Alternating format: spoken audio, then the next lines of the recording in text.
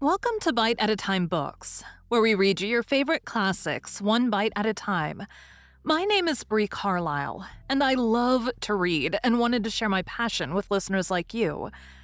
If you want to know what's coming next and get updates from me, Bree, sign up for our newsletter at biteatatimebooks.com. Be sure to follow the show on your favorite podcast platform so you get all the new episodes. Or you can follow the show on YouTube, where we have playlists for all the stories.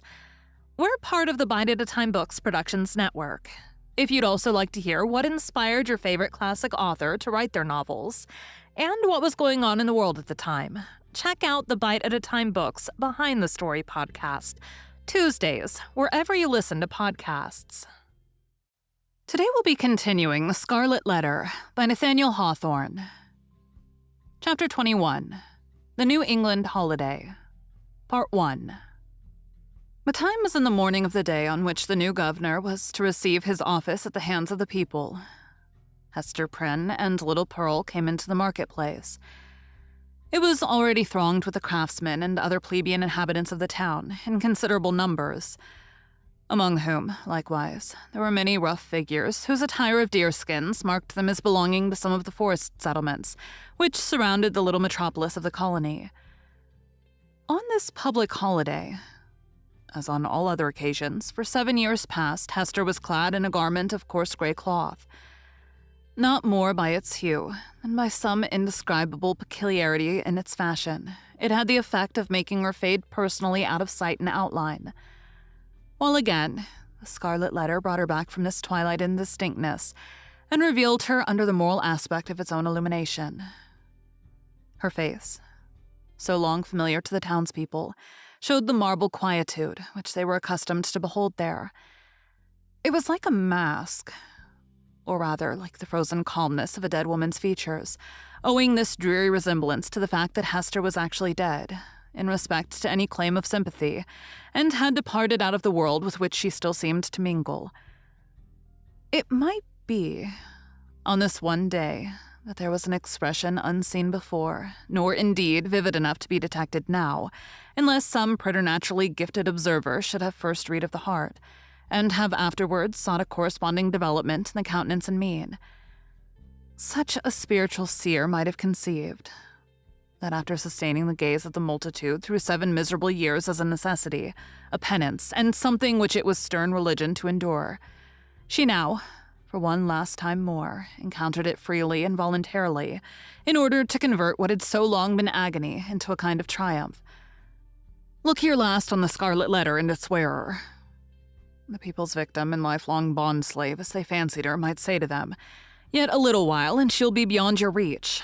A few hours longer, and the deep, mysterious ocean will quench and hide forever the symbol which ye have caused to burn upon her bosom." Nor were it an inconsistency too improbable to be assigned to human nature, should we suppose a feeling of regret in Hester's mind at the moment when she was about to win her freedom from the pain which had been thus deeply incorporated with her being.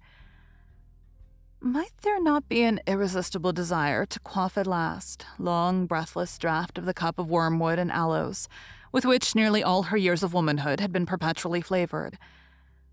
The wine of life, henceforth, to be presented to her lips, must be indeed rich, delicious, and exhilarating in its chaste and golden beaker, or else leave an inevitable and weary languor after the lees of bitterness wherewith she had been drugged, as with a cordial of intensest potency. Pearl was decked out with airy gaiety.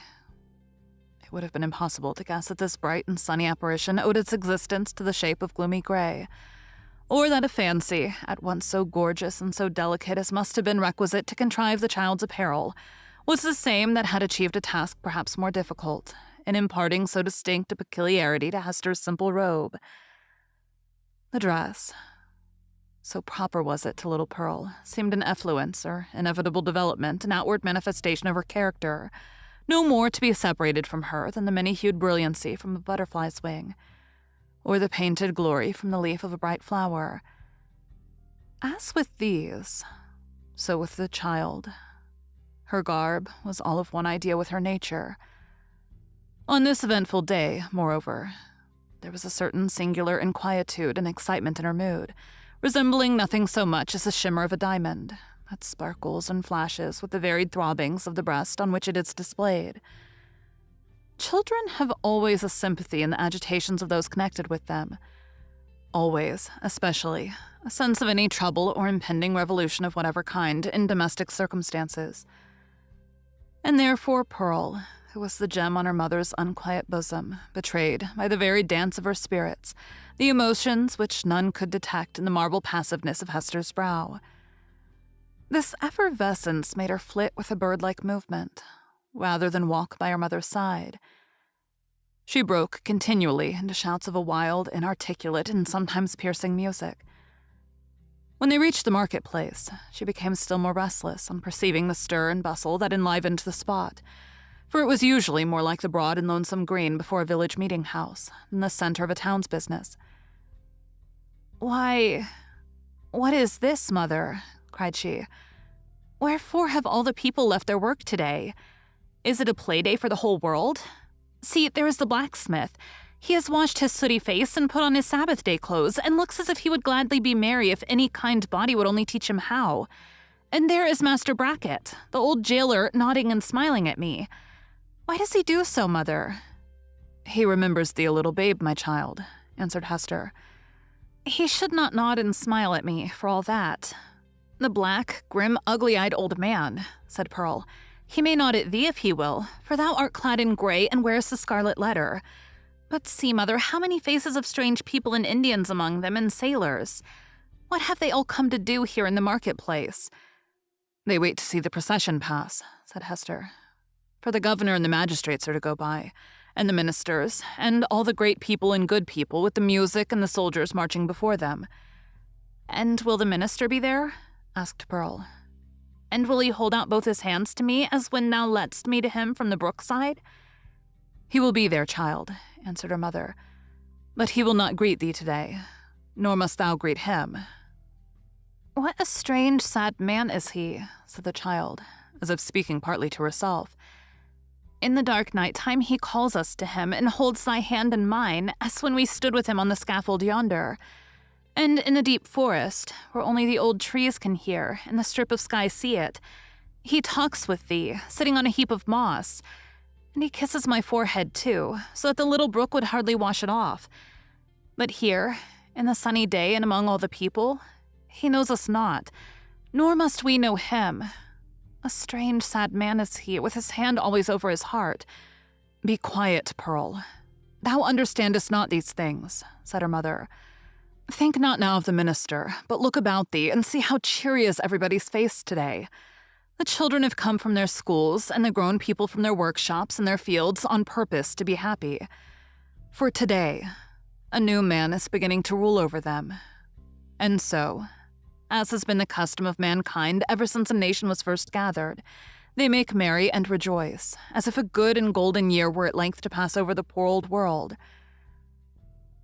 It was as Hester said, in regard to the unwonted jollity that brightened the faces of the people.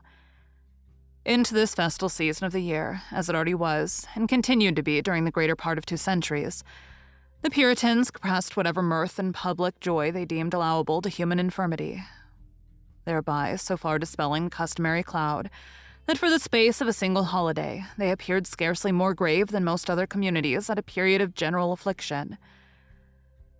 But we perhaps exaggerate the gray or sable tinge which undoubtedly characterized the mood and manners of the age.